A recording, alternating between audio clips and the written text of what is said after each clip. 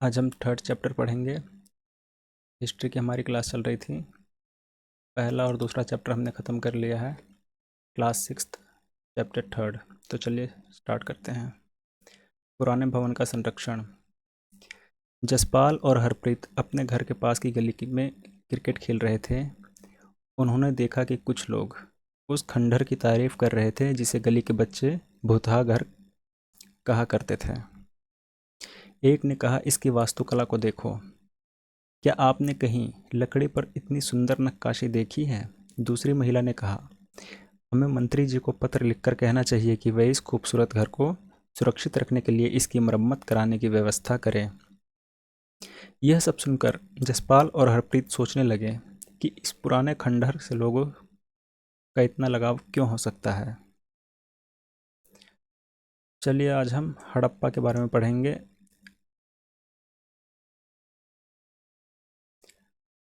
अक्सर पुरानी इमारत अपनी कहानी बताती है। लगभग 150 साल पहले जब पंजाब में पहली बार रेलवे लाइनें बिछाई जा रही थी, तो इस काम में जुटे इंजीनियरों को अचानक हड़प्पा पुरास्थल मिला, जो आधुनिक पाकिस्तान में है। उन्होंने सोचा कि यह एक ऐसा खंडर है जहां से अच्छी ईंटें मिलेंगी। यह सोचकर वे हड़प्पा के खंडहरों से हजारों ईंटें उखाड़ ले गए, जिससे उन्होंने रेलवे लाइन बिछाई। इससे कई इमारतें पूरी तरह नष्ट हो गई। उसके बाद लगभग 80 साल पहले पुरातत्वविदों ने इस स्थल को ढूंढा और तब पता चला कि यह खंडहर उपमहाद्वीप के सबसे पुराने शहरों में से एक है। चूंकि इस नगर की खोज सबसे पहले हुई थी, इसलिए बाद में मिलने वाले इस तरह के सभी पुरास्थलों में जो इमारतें और चीज़ें मिले उन्हें हड़प्पा सभ्यता की इमारतें कहा गया। इन शहरों का निर्माण लगभग 4700 साल पहले हुआ था।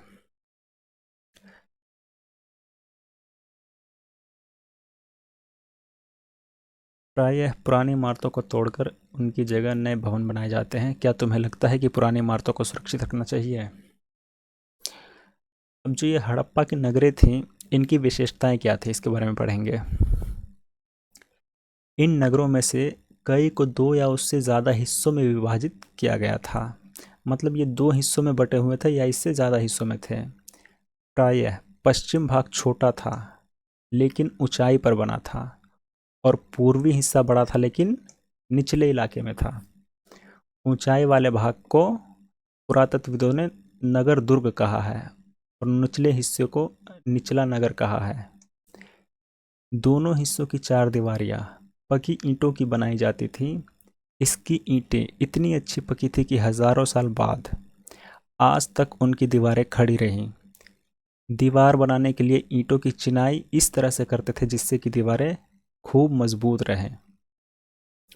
कुछ नगरों के नगर दुर्ग में कुछ खास इमारतें बनाई गई थीं। मिसाल के तौर पर मोहनजोदड़ो में खास तालाब बनाया गया था जिसे पुरातत्वविदों ने महान स्नानागार कहा है, यानी कि नहाने की जगह। इस तालाब को बनाने में ईंट और प्लास्टर का इस्तेमाल किया गया था। इसमें पानी का रिसाव रोकने के लिए प्लास्टर के ऊपर चारकोल की परत चढ़ाई गई थी। इस सरोवर में दो तरफ से उतरने के लिए सीढ़ियां बनाई गई थीं और चारों ओर से कमरे बनाए गए थे। इसमें भरने के लिए पानी कुएं से निकाला जाता था। उपयोग के बाद इसे खाली कर दिया जाता था। शायद यहाँ विशिष्ट नागरिक या विशेष अवसरों पर स्नान किया करते थे। कालीबंगा और लोथल, ये देखिए मैप में, ये लोथल है और ये कालीबंगा है। जैसे अन्य नगरों में अग्निकुंड मिले हैं, अब इनमें क्या मिले हैं? अग्निकुंड। यहाँ संभवतः यज्ञ किए जाते होंगे। हड़प्पा, मोहनजोदड़ो और लोथल जैसे कुछ नगरों में बड़े बड़े भंडार गृह मिले हैं। अब किन नगरों की बात की जा रही है? हड़प्पा, मोहनजोदड़ो, लोथल, ऐसे नगरों में। ये देखिए मोहनजोदड़ो, लोथल और यहाँ ये हड़प्पा।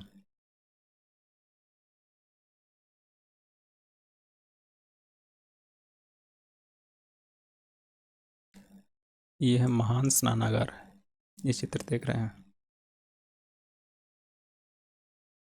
ये ईंटों की चिनाई की जा रही है। भवन, नाले और सड़कें। इन नगरों के घर आम तौर पर 1 या 2 मंजिल के होते थे।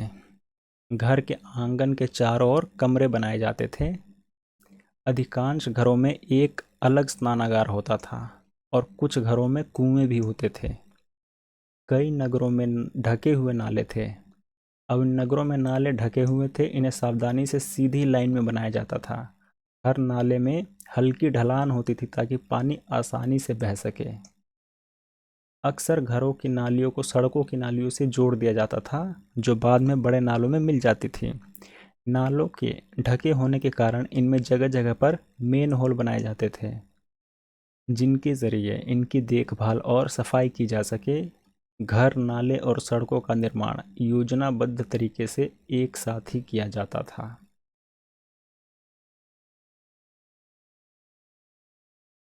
अब ये क्या दिखा रखा है, मोहनजोदड़ो की एक सड़क और उसमें बना नाला।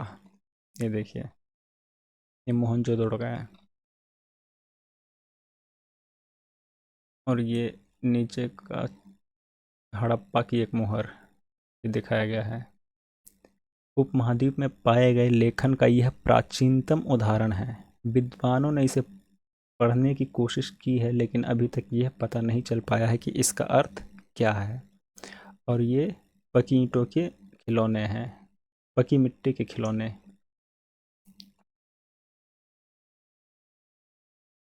अब नगरीय जीवन कैसा था हड़प्पा का। हड़प्पा के नगरों में बड़ी हलचल रहा करती होगी। यहाँ पर ऐसे लोग रहते होंगे जो नगरों की खास इमारतें बनाने की योजना में जुटे रहते थे। ये संभवतः यहाँ के शासक थे। यह भी संभव है कि ये शासक लोगों को भेजकर दूर दूर से धातु, बहुमूल्य पत्थर और अन्य उपयोगी चीज़ें मंगवाते थे। शायद शासक लोग खूबसूरत मनकों तथा सोने चांदी से बने आभूषणों जैसे कीमती चीज़ों को अपने पास रखते होंगे। इन नगरों में लिपिक भी होते थे, जो मोहरों पर तो लिखते ही थे और शायद अन्य चीज़ों पर भी लिखते होंगे जो बच नहीं पाई हैं। इसके अलावा नगरों में शिल्पकार स्त्री पुरुष भी रहते थे, जो अपने घरों या किसी उद्योग स्थल पर तरह तरह की चीज़ें बनाते होंगे। लोग लंबी यात्राएं भी करते थे और वहाँ से उपयोगी वस्तुएं लाते थे और साथ ही लाते थे सुदूर देशों की किस्से कहानियाँ। मिट्टी से बने कई खिलौने भी मिले हैं जिनसे बच्चे खेलते होंगे।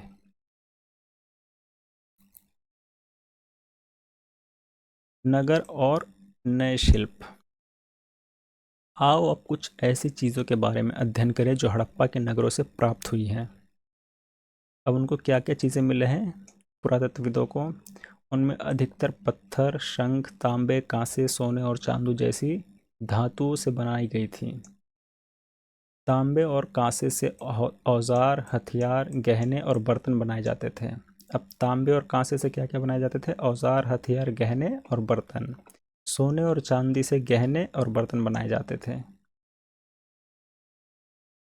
यहाँ मिली सबसे आकर्षक वस्तु में मनके बाट और फलक है।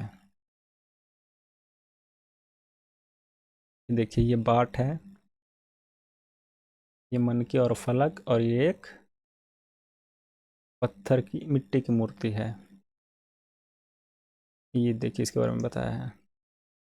कढ़ाईदार वस्त्र, एक महत्वपूर्ण व्यक्ति की पत्थर से बनी मूर्ति जो मोहनजोदड़ो से मिली थी। इसमें उसे कढ़ाईदार वस्त्र पहने दिखाया गया है। पत्थर से इस मूर्ति को बनाया गया है। अध्याय 2 में तुमने जिन गांवों के बारे में पढ़ा है, क्या वहां भी धातु का उपयोग होता था? संभवतः 7,000 साल पहले। हमने पिछले अध्याय में मेहरगढ़ के बारे में पढ़ा था। वहाँ कपास की खेती होती थी। मोहनजोदड़ो से कपड़े के टुकड़ों के अवशेष, चांदी के एक फूलदान के ढक्कन तथा कुछ अन्य तांबे की वस्तुओं से चिपके हुए मिले हैं। पकी मिट्टी तथा फेन से बनी तकलियाँ सूत कताई का संकेत देती है।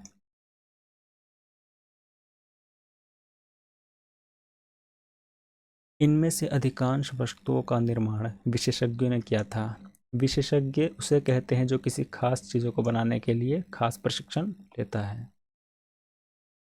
जैसे पत्थर तराशना, मन के चमकाना या फिर मोहरों पर कच्ची कारी करना। पृष्ठ 26 पर चित्र को देखो कि मूर्ति का चेहरा कितने आकर्षक ढंग से बनाया गया है और उसकी दाढ़ी कितनी अच्छी तरह दर्शाई गई है। यह किसी विशेषज्ञ मूर्तिकार का ही काम हो सकता है। इस मूर्ति के बारे में बात की जा रही है।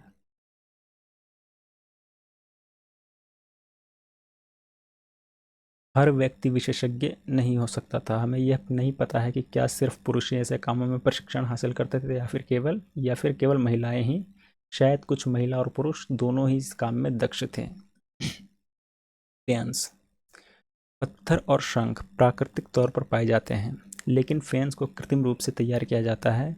बालू या स्फटिक पत्थरों के चूर्ण को गोंद में मिलाकर उनसे वस्तु बनाई जाती थी। उसके बाद उन वस्तुओं पर एक चिकनी परत चढ़ाई जाती थी। इस चिकनी परत के रंग प्रायः नीले या हल्के समुद्री हरे होते थे।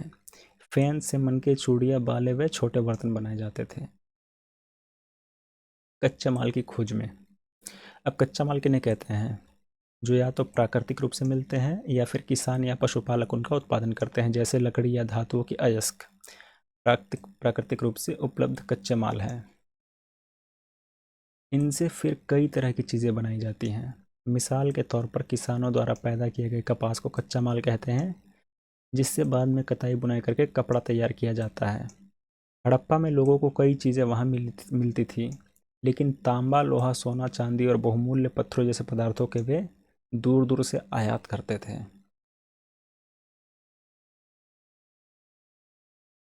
हड़प्पा के लोग तांबे का आयात संभवतः आज के राजस्थान से करते थे। यहाँ तक कि पश्चिम एशियाई देश ओमान से भी तांबे का आयात किया जाता था। कांसा बनाने के लिए तांबे के साथ मिलाई जाने वाली धातु टिन का आयात आधुनिक ईरान और अफगानिस्तान से किया जाता था। सोने का आयात आधुनिक कर्नाटक और बहुमूल्य पत्थर का आयात गुजरात, ईरान और अफगानिस्तान से किया जाता था।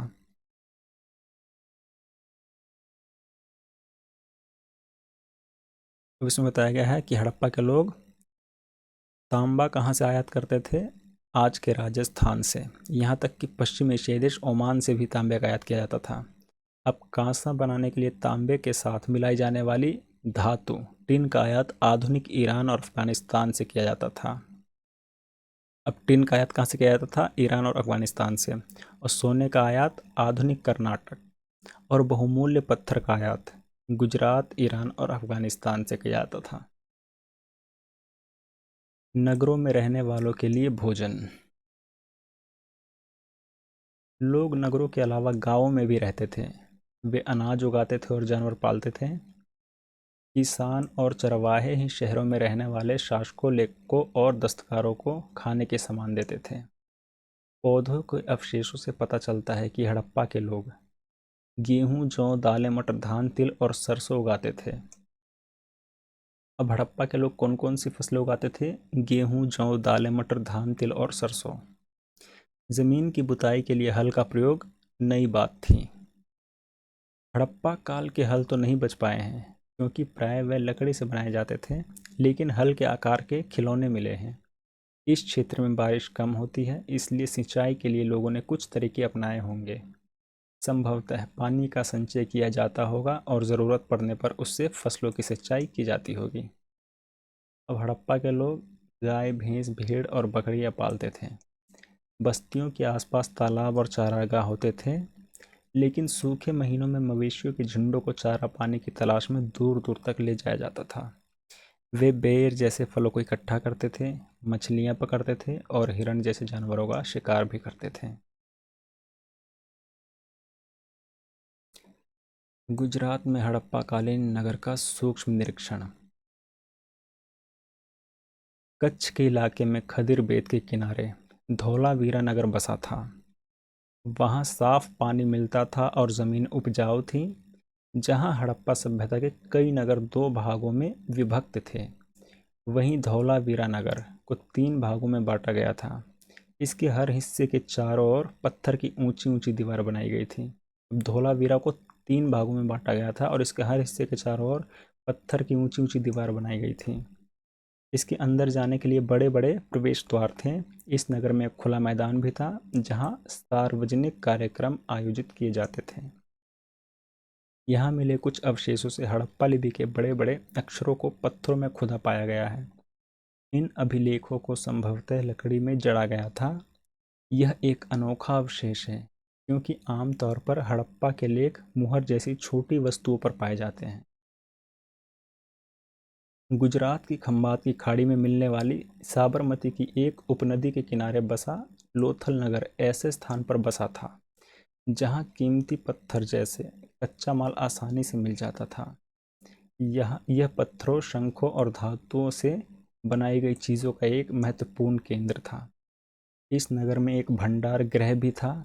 इस भंडार गृह से कई मुहरें और मुद्रांकन या मुहरबंदी जो कि गीली मिट्टी पर दबाने से उनकी छाप होती है वो मिली हैं। ये लोथल का बंदरगाह। यह बड़ा तालाब लोथल का बंदरगाह रहा होगा जहां समुद्र के रास्ते आने वाली नावें रुकती थी। संभवतः यहाँ पर माल चढ़ाया उतारा जाता होगा।